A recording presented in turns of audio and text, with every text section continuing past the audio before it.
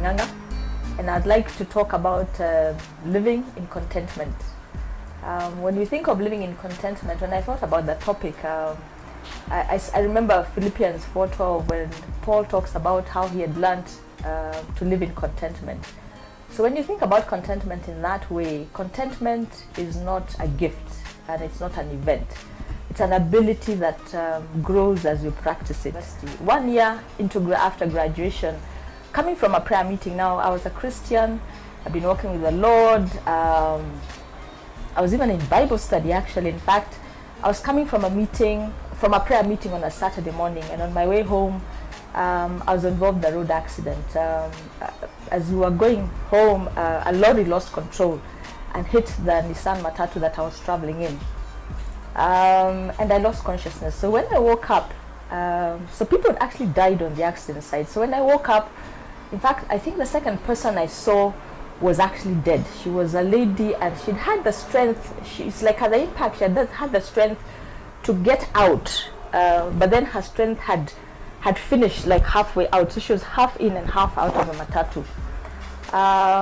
So at the accident, as you know, because now when an accident happens, there becomes a snarl up of traffic. So as these men were trying to right back the matatu and clear out the road, I remember them. I couldn't walk from the impact. I has no pain, but when they said walk, I couldn't walk and get out. So two men got in and picked me up, one at the shoulders and one was at the legs. I remember at the accident site, just realizing that there would be situations in my life where my only contribution to it would be to decide whether I was going to walk with this situation with the Lord, or I was going to walk angry with the Lord. Was I going to go through this asking questions and fighting God and saying, why me? You know, you don't love me if you allowed this to happen. Because you see, I'm a believer at the time. I'm doing all the things that a believer is supposed to do. I have a relationship with the Lord. I'm having quiet time. I'm in Bible study. I'd even been doing ministry, because at just about that time, we'd actually visited the spinal injury unit. And if you've ever been to the spinal injury unit, I don't know about it now, but then a lot of people in the spinal injury unit are there because of accidents, either road accidents or they fell off a roof or something. So I've done all the right things, but I've suddenly realized that the only choice I'll have in this accident, the accident has happened, we cannot go back. There's no time travel. I cannot go back and redo this situation. And so I realized, so at the accident site, I remember making a decision that I would walk through this situation with the Lord. I would not ask questions. I would just let him walk me through this situation. And was in hospital for a while, and then learned to walk again.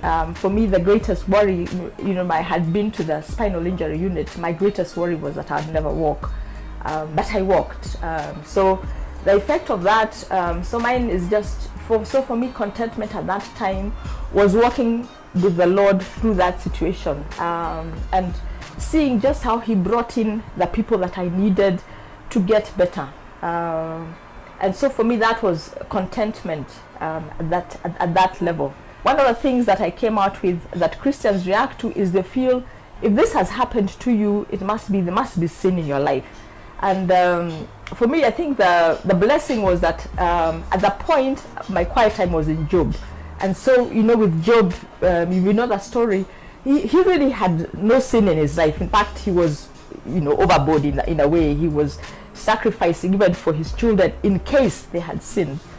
But that is something that we struggle with as Christians, that a bad thing can happen to you, and it has nothing to do with, you're not perfect, but you don't have, it's not like you have unrepented sin in your life. You're still a sinner because you're growing, but it's not like you have unrepented sin. So for me, that was what that looked like.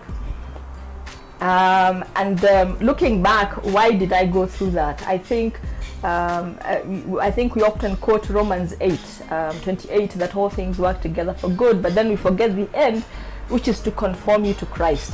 And so for me, I feel at that point, that established for me that God was God, that he sticks closer than a brother. I think there's that verse that says, he sticks closer to a brother. I didn't understand it at the time, But what I from the accident, what I learned is a brother is outside of you. So yes, you've grown up with your brother, so you may know your brother. Like me, I'm older than my brothers, so I've known them all their lives. But my brothers are out of me. So when I was unconscious, I remember, I remember the assurance of the Lord. I remember realizing, even though I was unconscious, I remember realizing that my mother and my grandmother were sitting there and that they were worried, and I needed to reassure them that I was well. And just things that, I cannot explain, but just the reassurance that the Lord walked with me throughout that whole situation. So if you're going through a hard situation, just know that the Lord will walk through it with you, and don't get stuck in the blame. When I look back, if I had asked why, I'm not sure that it would have helped, because the deed was done, the accident is done. So even if he told me why, how would it have helped? If I had looked at it like he didn't love me,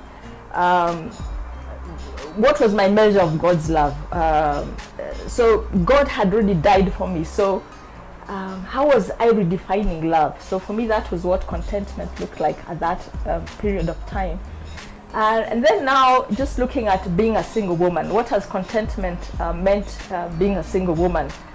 Some of the things I have battled with, and that is very prevalent, and people ask you, and I think sometimes they ask out of love and out of a concern for you. I look at you and there's nothing wrong with you.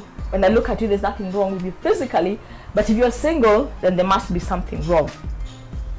There's also something that is prevalent, is that marriage is a reward for living a good single life. So you must not have done all that was required of you for you to be single, so that marriage is like a reward in this life. Paul talks about singleness. He actually talks about singleness and marriage. Both statuses are acceptable before God.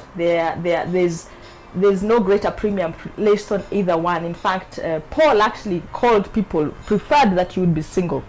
So just the assurance that marriage is not a better status.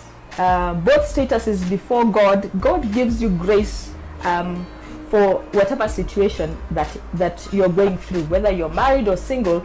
Both of them require grace, and God will give you the grace to live whichever side of it He's called you to. I think there are things you'll never understand this side of heaven. So for me, in a nutshell, singleness has in many ways been overshadowed. Is it overshadowed? Yes, overshadowed by the things that have happened in life. So this I had been asked to talk about that.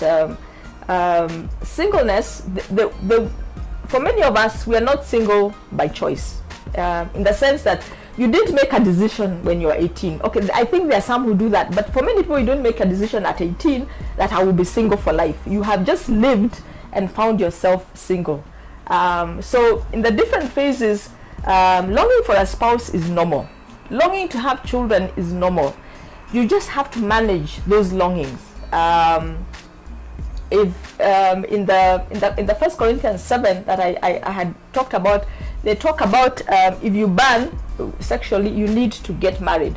But sometimes you may burn and you're still not married. And as I thought about that, I realized many of us burn because we flame we put fire in the flames. The Lord requires of you that you manage yourself in purity as you walk as a single person. There's no room for any. His word is so clear on the things that He allows. For Him, sex is within marriage. There is no way around it. You cannot shift it. You cannot move it. Sex is only allowed within marriage. So as a single person, even though you're not the one who made the decision to be single, but as you've lived, you have found yourself single. How do you honor the Lord with your singleness? How do you honor the Lord in the things that have happened to you? So for those who struggle with singlehood, I am 30-something. I've prayed for a husband for so many years. I am really discouraged. I want to leave the Lord. What does that say about your relationship? That the husband is more important than God. So the husband is actually the God and not God Himself. So just looking at things in context, that are you in this relationship with the Lord